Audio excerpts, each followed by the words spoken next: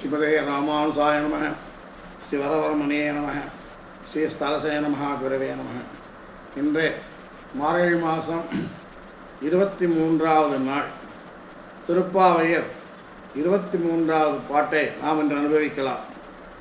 மாறு மலமழஞ்சில் மன்னிக் கிடந்துறங்கம் சீரிய சிங்கம் அறிவற்று தீவிழித்து வேரி மயிர்வங்க எப்பாடும் பேர்ந்துதறி மூறி நிமிர்ந்து முழங்கி புறப்பட்டு போதரமா போலே நீ புகை புவண்ணா உன் கோயிலென்று இங்கனே போந்தருளி கோப்புடைய சீரிய சிங்காசனத்திலிருந்து யாவந்த காரியம் ஆராய்ந்தடையல்வர் அம்பாவா என்று ஆண்டாள் பாடியுள்ளார். அதாவது மழை காலத்தில் பெரும்பாலும் எல்லா ஜந்துக்களுமே அந்த கூட்டுகளை விட்டு வர கூட்டு புத்து இதுகளை விட்டு வராது. எறும்பு கூட தன்னுடைய எறும்பு புத்துக்குள்ளே தான் இருக்கும். அதாவது அங்கே இருக்கும்போது இந்த மழை காலத்தை எப்படி உபயோகமாக சொல்கிறான்னாக்க, மழை காலத்தில் எல்லாமே தன் பேடையுடன் குடும்பத்துடன் கூடி ஒரே இடத்துல வசிக்கும் விழி ரொம்ப வராது அப்படிங்கிறார். அப்பேற்பட்ட ஒரு சிங்கமானது தன்னோட பெண் சிங்கத்துடன் கூடிய குகைமலை வசிக்கின்றது. அது தூங்கி எழுந்தின உடனே என்ன செய்யறது, திருப்பி தூங்கிடுறது. தூங்கி எழுந்துக்கிச்ச உடனே தூங்கச்சா ரொம்ப பாடியோட பார்ட்டெலாம் கொஞ்சம் ரிலாக்ஸாக இருக்கும் இல்லையா. அதே போல் அது தூங்கி எழுந்தின உடனே சிங்கம் என்ன செய்கிறதுனாக்க கை இப்படி ஒன்று தலை இப்படி ஆட்டுறது, சோம்பல் முறிக்கிறது, உடம்பை நீட்டி சோம்பல் முறிக்கிறது, மூறி நிமிர்ந்து முன்னா சாதாரணமாக இருந்த உடம்பை நீட்டி முறுக்கி சோம்பல் முறித்து கழுத்து பிடரை ஆட்டுறான். கழுத்து பிடரை ஆட்டுறது எப்படி ஆட்டுறதுன்னாக்க, சிங்கத்தின் பிடரி ரொம்ப பரிமளம் உடைய பிடரி அப்படிங்கிற மூறு பரிமளம் கிளம்பிய பரிமளம் பிடமைகளை உண்டுதான். அசைச்சு உதறிண்டு இப்படி கிளம்புறதான். எப்படி கிளம்புறதுனாக்க, தீவிழி விழித்துன்னு கண்ணு சாதாரணமாக நம்ம சாதாரண தூங்கிட்டு இருந்தாலே நமக்கு எழுதுக்கு டப்புன்னு எழுதுனோம்னாக்க கண்ணு ஜீவுன்னு இருக்கும், சிகப்பாக இருக்கும். சிங்கத்துக்கு ஏற்கனவே கொஞ்சம் மஞ்சள் கலந்த பார்வைகள்லாம் இருக்கிறதுனால அது ஒரு கண்ணு தீவிழி விழுத்து அப்படியே ஜீவுன்னு இருக்கான். அப்படியே இது நெருப்பு போல பெரிய கரங்களை விழுத்து கொண்டு உடம்பு முறிச்சுண்டு வெளியில் புறப்படுறது. அதே போல் மேக நிறத்தவனே, காயாம்பூ நிறத்த உடையவனே, நீயும் உன்னுடைய கோயில் எல்லாரும் கோவில் இருக்குது, சிங்கத்துக்கு குகைகள் இருக்குது. இவனுக்கு என்ன கோவிலோட இவனுக்கு கோவில்னு சொல்ல போனோம் அப்படின்னாக்க, இவனுக்கு நந்தகோபருடைய கோவில் தான். நந்தகோபருடைய வீட்டிலிருந்து கிளம்பி அழகாக நடந்து உடம்பு ஆசுவாசப்படுத்திண்டு அழகாக நடந்து இங்கே அப்படியே நின்றுடாது. பக்கத்தில் சிம்மாசனம் இருக்குது, அது மேலே உன் அழகு நடையாக நாங்கள் பார்க்க நடந்து அது மேலே ஏறி உட்கார்ந்துண்டு நாங்கள் என்னக்காக வந்திருக்கின்றோம், நாங்கள் இந்த காரியத்தை விசாரித்தருள்வாயாக என்று பேசுகின்றார்கள். இவ்வாறு போன பாட்டில் இவன் நப்பின்னையை இது பண்ணால, நப்பின்னையை பாடி ரொம்ப அவஸ்தப்பட்டாள். இவன் இப்படியே பார்க்காம இருந்துட்டோமே, நப்பின்னை அவளுக்கு வேண்டப்பட்டவாள்னா சங்கம் இருப்பார்வோ சொல்லிவிட்டாளே. சங்கம் இருப்பார்வோ தலைப்பெய்து முதல் பாட்டு சொன்ன மாதிரி மன்னர்கள்லாம் வலிவிழந்து இப்போ சிம்மாசனத்தை கீழே உட்காந்துருக்கா. ஏன் உட்காந்துருக்கான்னு மறுபடியும் இங்கே ராஜ்யத்தை கொடுத்து ஆள் சொல்கிறப்பனால அதுக்காக பயந்துன்னு வந்துட்டுருக்கா. அதாவது ராஜ்யங்களை வெறுத்துட்டு இப்போ கட்டின் கீழே சங்கம் இருக்கிற அப்படின்னு கூட்டம் உட்காந்துருக்காங்க. ஏன் உட்காந்துருக்காங்கன்னா அவளுக்கு இது மறுபடியும் இந்த ராஜாங்கமான வெறுத்து இவனோட கூட இருக்கணும் வந்திருக்கா. அதுபோல் நாங்கள் வந்திருக்கோம் சொல்கிறாள். இப்படி இருக்கிறவாளை விட்டுடலாமே அப்படின்ட்டு அப்படி சொன்னால் பொறுக்கக்கூடியவனாகவும் நாங்களும் அவ்வளோ நிற்கிறோம்னாக்க ஓடி வந்துட மாட்டோம், ஒன்றா பார்க்க வந்திருக்கேன் அப்படின்னாக்க இல்லை. ஒரு விருத்தாந்தம் சொல்லுவாள். ஸ்ரீ ராமாந்திர சிஷ்யன் கிளம்பியாச்சான் திருமாலிஞ்சோலை மலைக்கு எழுந்திருக்கிச்ச அங்கே அழகர் முன்னாடி நின்று அபராத சகஸ்திரபாஜனம் பதிதம் பீம பாரணோ ஹரே அகதீன் அப்படிங்கிற ஆயிரக்கணக்கான அபராதங்களுக்கு இருப்பிடமாக இருக்கின்றன. சம்சார சாகரத்தில் வந்து அழுந்து துன்பப்பட்டு விழுந்து உழன்று இருக்கிறவன கதியற்றவனான என்னை அப்படிங்கிறார். அபரா சகஸ்வரபாஜனம் பீம பவனகரே அகதிம் சரணாகதிங்கிற கிருப்பையா கேவலம் ஆத்மசாகருன்ட்டு இது ஆழந்த சோஸ்திரத்தனத்தில் இருக்கிற பாடு இப்போ அந்த ஸ்லோகம் இது. அது அனுசந்தது கேட்கச்சா, என்னப்பா அகதி அகதின்னு சொல்கிறிய, எப்படி நீ ஒன்று அகதின்னு சொல்ல முடியும்? நீ ராமானு சம்மந்தப்பட்டவன் இல்லையோ? யார் யார் ராமானு சம்மந்தப்பட்டவாளோ அவள் எங்கேயாவது அகதியாவாளா, அவள் தனிமையாக இருப்பாளா? இப்படி சொல்லாத அப்படின்னு அழகர் திருவாய்மலம் தழுவதாக இவர் சொல்வார்கள். அவ்வாறு இருக்கும் பொழுது மலைமுழஞ்சில்னாக்க சிங்கங்கள்லாம் வந்து தன் பேடையோடு மலைமுகட்டில் வந்து மலை குகைக்குள்ள போய் தங்கிண்டு உட்கார்ந்துருக்கிற போல நீ நப்பிண்ணை கொங்கைகள் என்கிற மலையில் நீ படுத்துருக்கிற மலமார்பனே அப்படி துங்க நீளாதுங்க ஸ்தனகரி அப்படின்ட்டு அதுக்கு நீளையும் ஸ்தனத்தை பற்றி கொண்டு கிடக்கின்றாயே அப்படின்னு சொல்கிறார். பட்டு கிடந்தவனே அப்படின்ட்டு. அப்புறம் வந்து இவருக்கு சுகசப்த அப்படிங்கிற பட்சத்தில் நன்னா நிம்மதியாக தூங்குவான் பொங்கலை படுத்துட்டு. யசோதை இளஞ்சிங்கம் அப்படிங்கிற இடத்துல வந்து சிங்கம்னாக்க தினசார்க்கு யசோதை இளஞ்சிங்கம்னாக்க நரசிம்மன் சிங்கம்தான். நரசிம்மாதாரத்துக்கு ஒரு இது நரமும் கலந்து கலப்படமான ஒரு சிங்கம் நரசிம்மம். என்ன இவனும் சீரிய சிங்கம். யசோதை இளஞ்சிங்கன்னா இவனுக்கு கலப்படமே எல்லாம் ஒரே உருவாக இருக்கும். அவன் 20 ரூபா இருந்தான் நரசிம்மன். நரசிம்மன் கலந்த கட்டியாக இருந்தான் நரசிம்மன். ஆண் மனுஷ பாதி மிருகம் பாதின்ட்டு அந்த சீர்மை கெட்டுடாமல் இருக்கிறவன் நரசிம்மன் அப்படிங்கிறார். அப்புறம் அறிவுற்றுனாக்க ஆசிரியர்களை குரல்கள்லாம் கேட்ட உடனே அவன் படுத்துருக்க மாட்டான், உடனே விழுந்தடிச்சு ஓடி வந்துடுவான். எப்படின்னா ஒரு தீவிழி விழித்துங்கிறதுனால என்னதுன்னா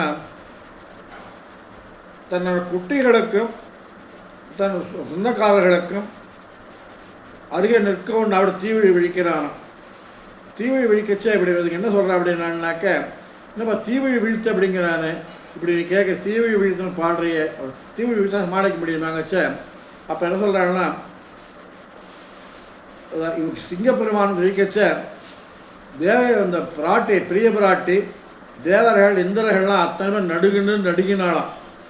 ஏன்னா அப்பேற்பட்ட விழியை பார்த்து நடிக்கிறான். இந்த கோரமான விழி, கொடூரமான விழி, அனல் சக்கக்கிற விழியை பார்த்து நடுங்கின்றக்கச்ச எங்களுக்கு எந்த பயம் கிடையாது. ஏன் அப்படின்னாக்க அடியார்களுக்காக அவன் விரோதிகள் மேல் கொண்ட கோபமாகையாலும் இப்படி கோபம் கொண்ட காலத்தில் கூட அவன் பார்க்க தீவிழி இருக்கு இல்லையா, அழகு ரொம்ப அழகாக இருக்குன்னு ஆசிரியர்கள்லாம் கொண்டாடுறாளாம். அந்த விழிக்கு பயப்படவே மாட்டோம். இந்தியன் பயப்படும், பிராட்டியோட பயப்படலாம், இந்தியன் தேவலாம், நாங்கள் பயப்பட மாட்டோம். அதுவே எங்களுக்கு உச்சிதம் உத்தேசம், எங்களுக்கு தேவை. அப்படி விழித்து பார்க்குறான் இல்லையா ஆசிரியர்களுக்காக, பிரகலானுக்காக விழித்து பார்த்தோம், அதே எங்களுக்கு உண்டு. அதனால் எங்களை பயப்பட மாட்டோம்னு இவா சொல்கிறா. அப்புறம் இவருடைய குரலை வந்து அதாவது கர்ஜனை பண்ணிட்டு சிங்கம் சாதாரணமாக கர்ஜனை பண்ணுவார். அங்கேருந்து வரச்ச அந்த கர்ஜனை கேட்ட நடுக்கங்கள்லாம் இருக்கு இல்லையா, இந்த கர்ஜனை குரல்கள்லாம் என்ன செய்யுது அப்படின்னாக்க அத்தனை எதிரிகளும் பயந்து, அத்தனை ஜந்துக்கள் விலங்குகளும் பயப்படுறதா சிங்கத்தோட குரலை கேட்டு. இவனுடைய குரல் எப்படி தெரியுமா இருக்கு, இவனுடைய குரல் எதிர்களை கேட்ட மாதனத்தில் மண்ணுண்ண பண்ணுமா, சாகடிச்சிடுமா, பாதி தான் நீ ஊதுக்க சிங்க கிருஷ்ணா சங்கம் எடுத்து ஊதினாலே பாதி உயிர் ஆளை எதிர்க்க இருக்க அத்தனை கௌரவாதிகளுக்கெல்லாம் போயிடும், அத்தனை உயிர்களும் போயிடும் அவனுக்கு. ஆனால் இவாவோட கூட எப்படின்னாக்க எங்கள் கண்ணுக்கு விருந்தாது இவாளுக்கு அப்படி கிடையாதான். ஆசிரியர்களுக்காக வந்து குரல் கொடுக்குறான், கர்ஜனை பண்ணுறான். இது ஆசிரியர்களின் எதிரிகள் மண்ணுண்ணும்படியாக இவன் கர்ஜனை செய்கின்றான் அப்படின்றதுக்கு அர்த்தமாகிறது. அப்புறம் நான் சொல்கிறான், அந்த நீ எப்படி நடந்து வரணும் தெரியுமா, சிங்கம் எப்படி அழகாக நடந்து வருமா கிரியிலேருந்து போதருமா புறப்பட்ட போதருமா போலே அப்படிங்கிறத, சிங்கம் எப்படி கம்பீரமாக நடந்து வருமோ அப்படிங்கிற நீ நடந்து வரணும் அப்படிங்கிறான். பெண்கள் சிம்மத்துக்கு ஏன் இந்த சிம்மத்தோடு ஒப்பிடுறியே, என்று சொல்லச்ச சிம்மத்தூர் ஒப்பிடக்கூடாது தான், உன்னை பூவை பூவண்ணான்னு கூப்பிட்றோம், பூவை கூட ஒப்பிடக்கூடாது தான். சிம்மத்தை அங்கே எப்படி உபமானமான சும்மா சொல்லி வச்சோமோ உபமானத்துக்கு ஒரு வார்த்தைக்காக, அதே போல் உன் வடிவழகுக்கும் நிறத்துக்கும் சௌந்தரியத்திற்கும் குளிர்ச்சிக்கும் அதுக்கு உண்டோ, சிங்கத்துக்கு ஒன்றும் கிடையாது. அதே போல் பூவை பூவண்ணான்னு சொல்கிறேன், ஒரு உதாரணத்துக்கு தான் சொல்கிறோம். எப்படி சிங்கம் உன்னோட கம்பீரத்துக்கும் சௌந்தரியத்துக்கும் ஈடுகூட கொடுக்க முடியாதோ, பூவை பூவண்ணா அப்படிங்கிறது கூட சாதாரண நிலையை தான். இது உனக்கு ஒப்பாகாது. அதசி புஷ்பசங்காசம் இந்தி வரஷாம காயாம்பு மலர் பிறந்தால் அன்னல் மால் என்று ஞானிகள் ஈடுபடுறாளா அப்படிலாம். ரொம்ப இவ்வாறு ஒப்பாக சொன்னாலும் இது உனக்கு ஒப்புமையாகுமோ? உதாரணத்துக்காகத்தான் சொல்கிறோம். நீ என்ன செய்கிற அப்படின்னாக்க,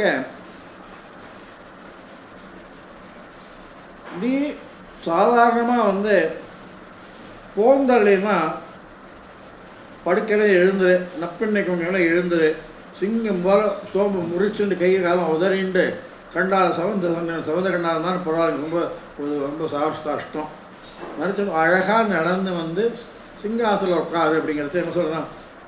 எப்படி நடக்கணுங்கிற சொல்லியுமா உனக்கு? போதருமா போலே அப்படிங்கிற போந்தருளி போதருமா போலே போந்தருளிங்கச்ச 4 வகை நடைகள் இன்றைக்கி இது சித்தம். ஒன்று ரிஷபம் நடக்கும், ரொம்ப கம்பீரமாக நடக்கும், காளமாடு.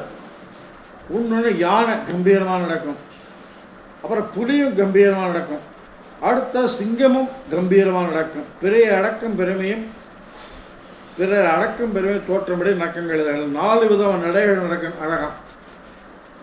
இன்னைக்கு கூட மாரிமலை மஞ்சள்னு ஸ்ரீரங்கத்தில் இந்த பாசுரத்துக்கு பெருமாள் ஏழுவர். பெருமாள் ஏழைச்ச அவர் தூக்குவா பாருங்கள், பெருமாள் ஏழை பண்ணுவா பாருங்கள். சாஸ்தானத்துலேருந்து குருப்புன்னு சிங்கம் புறப்படுறவங்க கபார்னு கிளம்புவார்கள்.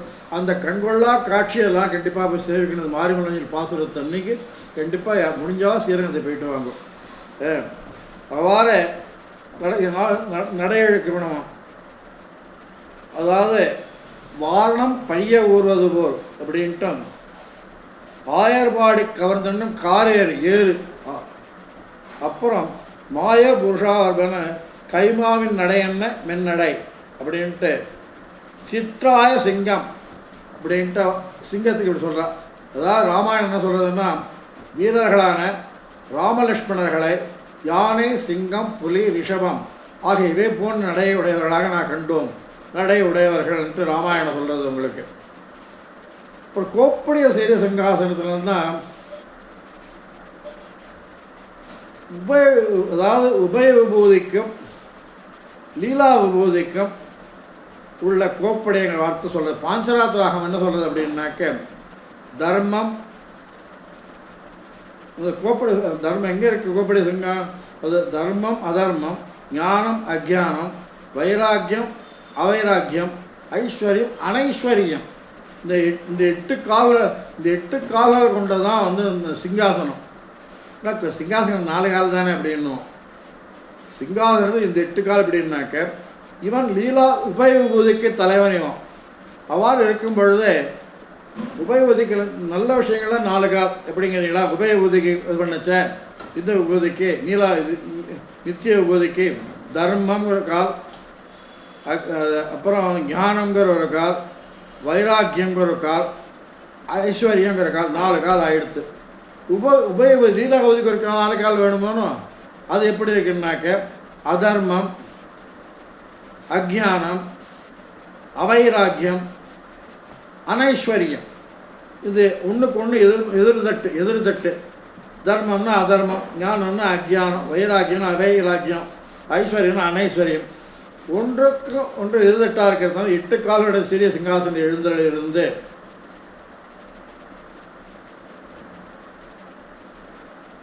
ஜீவன் நடிபட்டாலும், அதாவது சென்றால் குடையாம் இருந்தால் சிங்காசனமாம் என்றும் சிங்காசனத்தில் பாதுநாத்யா ரோகதி என்றபடியே ஏறினுடையவன் என்றோ இச்சேதனன் பரமசேதன சாமியத்திலிருந்து அவன் இந்த சேதனை சம்ரட்சிக்கிறதுக்காக சும்மா இந்த 8 காலோட சிம்மாசனம் ஏறி நடந்து வந்து அழகாக ரிஷமவல் நடந்து வந்து சேதனைகளில் கஷ்டங்கள் தீர்க்கறதுக்காக இப்படி நடந்து வந்து சிங்கம் போல் நடந்து வந்து சீரிய சிங்கத்திற்கு திறந்து சீரிய சிங்காசனம் இல்லையா, சீரிய சிங்கம் அறிவற்று தீவிழித்துனாக்க இவன் அறிவற்று தீ சாதாரண சிங்கம் கோபத்தோடு தூக்கம் அழிக்கிறது, இவன் தான் சீரிய சிங்கம்.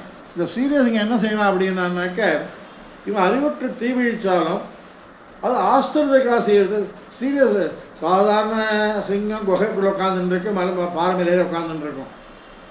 இப்போ சீரிய சிங்கம்னாக்க இவனுக்கு சீரிய சிங்காசனம்னு ஒன்று இருக்கணும் இல்லையா, சீரிய சிங்காசனம் தான் அந்த 8 காலங்கள் உள்ள சிங்காசனத்தால் அமர்ந்து கொண்டு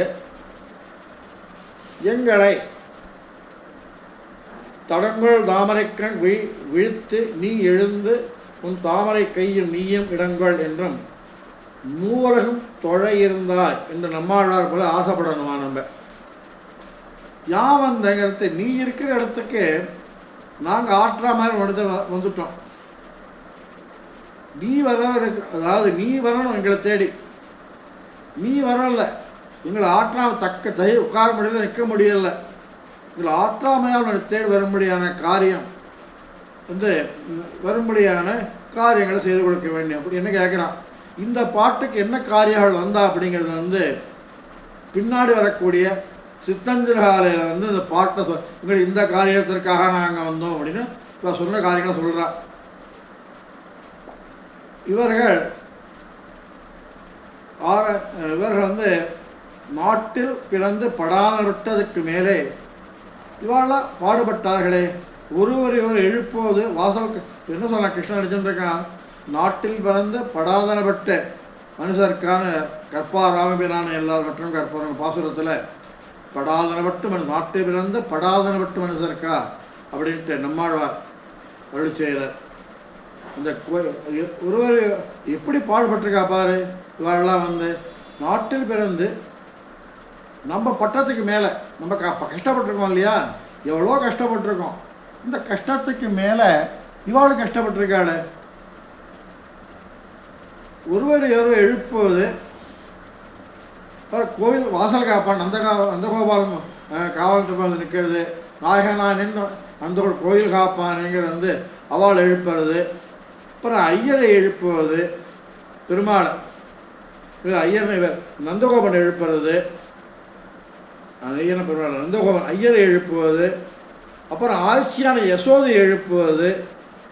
அப்புறம் பலராமன் எழுப்புறது. நம்மை எழுப்பி அண்ணாரை எழுப்பி நம்மை எழுப்பி அப்புறம் அண்ணான பலராமனை எழுப்பி நப்பின்னியை எழுப்பி மறுபடியும் நம்ம எழுப்புவது. இப்படியெல்லாம் பாடுபட்டுருக்காளே வாழ்க்கை, நம்ம கண்டிப்பாக அதான் செஞ்சாகணும் என்று துவர பரிதவிக்கிறான் கண்ணன். என்ன சொல்கிறான், இதை பாருமா இப்படி கஷ்டப்பட்டிருக்கீங்களே நீங்கள் என்ன பார்க்கணுங்கிறதுக்காக என்ன எழுப்பு. அதாவது ஒருத்தர் எல்லா தொழிலும் உத்தரவிடாமல் எழுப்பின்னு வந்தீங்க. அப்புறம் 10 பாட்டில் 10 விதமான தொழில்களை எழுப்பினீங்க. 10 டிஃப்ரென்ஸ் வெரைட்டிஸ் ஆஃப் தொழில்களெல்லாம் எழுப்பி அப்படி தூங்குறா இப்படி தூங்காத, நீ இப்படி தூங்காத, எழுந்துண்டு வா, கிருஷ்ணோட கலந்துருக்கேன்ட்டு 10. அப்புறம் நாகனான் என்ற வாயில் காப்பன் வாசல் வாயில் காப்பன் அவனையும் எழுப்பினேன். உள்ளே வந்துட்டு யார் எழுப்புற, ஐயர் நந்தகோபாலன் எழுப்புற. அப்புறம் ஆட்சியான யசோதை எழுப்புற. அப்புறம் கண்ணனை என்ன எழுப்பி பார்க்குற. அதை விட்டு என்ன அண்ணன் பலராமனை எழுப்பியிருக்க.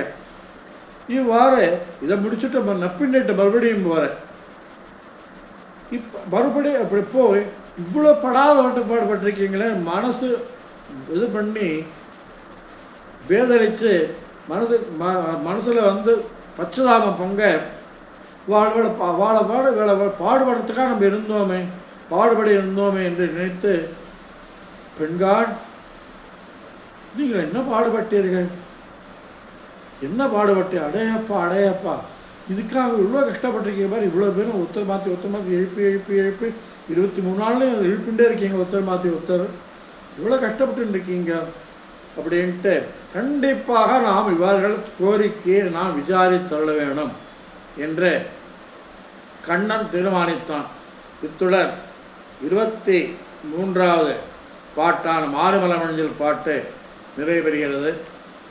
நாளை 24 அன்றைய உள்ள அளக்கப்பெற குணங்கள்லாம் வரப்போகிறது. அதெல்லாம் நாளைக்கு அனுபவிக்கலாம். ஆண்டாள் திருவடிகளே சரணம். ஆழ்வார் எம்பெருமான ஆசாரிய திருவடிகளே சரணம். அடியேன் கார்பங்காடு இளங்காடு ஸ்ரீனிவாச ராமானுஜதாசன்.